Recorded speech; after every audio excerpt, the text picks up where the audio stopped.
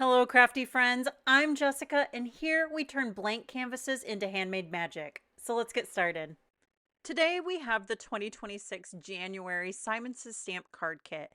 Now I recently did just look and this card kit is sold out, but the great thing is that you can buy each individual part of this card kit individually. So I did link everything below in individual links.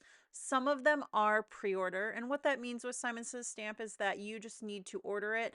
Make sure that you're not ordering it with a kit that you want, like maybe you've got some things in it that you need right away, because pre-orders are going to sit until they're fulfilled and then they will ship, I believe. So be sure that you're not putting, your adhesive that you might need right away or anything like that in the same order as pre-orders. Now, the pre-orders mean it is coming back. So like I said, it'll just ship once it's received. But I was really captivated by this kit for a couple reasons. One of them being these papers. These papers are absolutely beautiful just by themselves. You could trim them down to A2 size, put a beautiful sentiment on them, and they're done. Literally super simple. Lots of great masculine colorings and easy cards you could make really, really quickly to just fill up your stock. But I had an idea.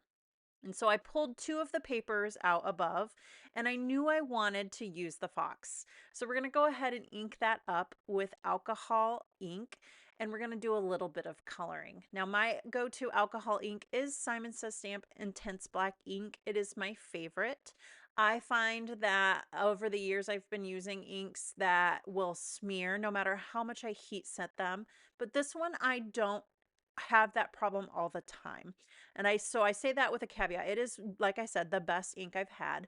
Every now and then, if I do not heat set this, I will have yellows and light blues smear.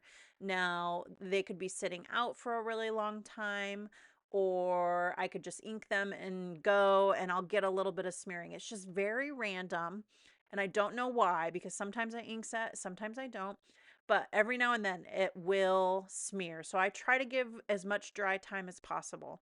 I also use Nina 80 pound for all of my Copic coloring, or not Copic, but alcohol marker coloring. Nina Classic Crest Solar White 80 pound. So, like I said, every now and then they'll smear, but for the most part, I have no problems with smearing, and so it is my go to ink. I'm keeping the coloring really simple on this fox. We're just doing two color tones, a dark orange and a regular orange, and then I think I just used one warm gray for the whites. But I really love adding color pencil to my coloring, especially in this case with the animals. It's really hard to see here on screen, but in person, being able to add those little brush strokes or fur strokes have really helped make these little graphics come to more life, because you can get a really great like fur pattern or hair pattern on some of these images. So that's what I'm doing here. I am just adding a little bit more depth with the coloring, creating a simple little lines, and I know it's really hard to see, just to add some more character. Now this stamp set does have matching coordinating dies. I did not get them in time for this video, but I have since ordered them.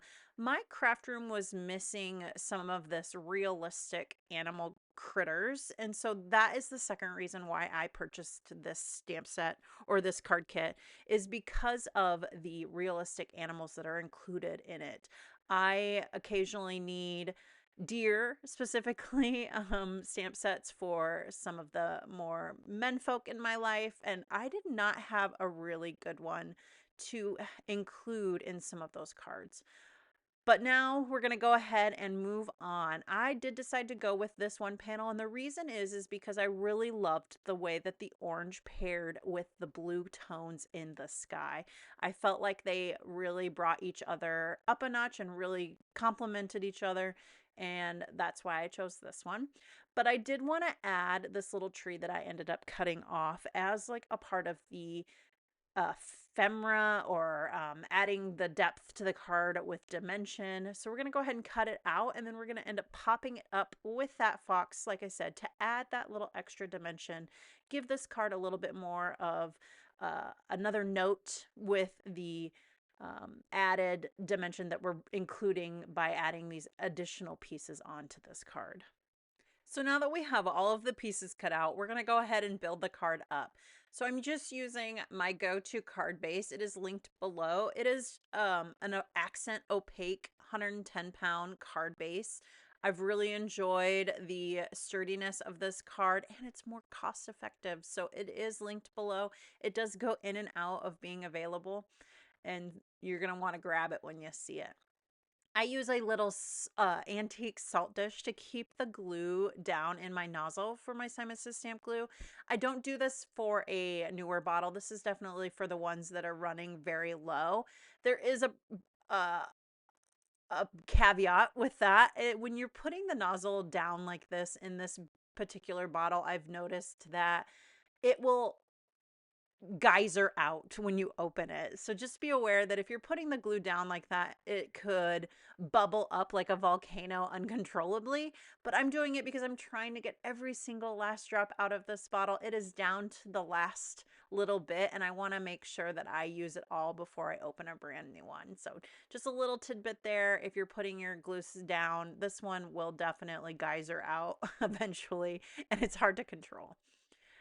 We're added some foam tape to the back of this card, and we're going to lay those images down on this beautiful background. Now, normally for a snowy scene, you would want to add some splatter, but this card already has it, so there's no need to go ahead and get that little bit of mess there in the craft space.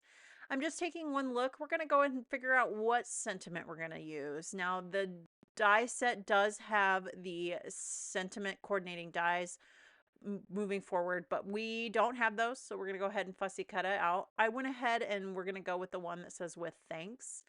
So we're going to use our anti-static, grab some embossing ink, and go ahead and heat set this with white embossing powder.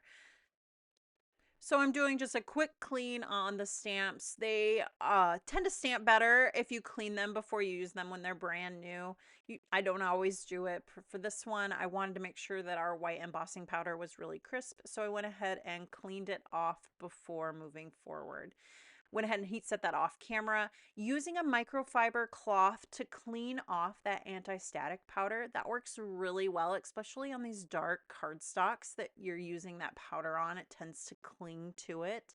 I've found that those microfiber cloths are a great way to clean your cardstock after heat setting. Now, just make sure before you go in and try to rub that powder off that your embossing powder is cooled. If you do it right after you heat it up, sometimes it can be smeared. Ask me how I know. So just make sure that you're cooling it down before adding that much friction on top of it. We're going to pop it up. We're using our little T ruler here to make sure that we can get this as straight as possible. It's a little hard when you have these fonts that have these extra little swooshes, the fancy kind of font to them, so just had to use my eye, but I like using a ruler still just so I can see if I've got it right where it kind of needs to be, and I can visualize it a little bit better than looking at it through a whole blank page. You can use that ruler to focus on your lines and seeing that they're straight that way.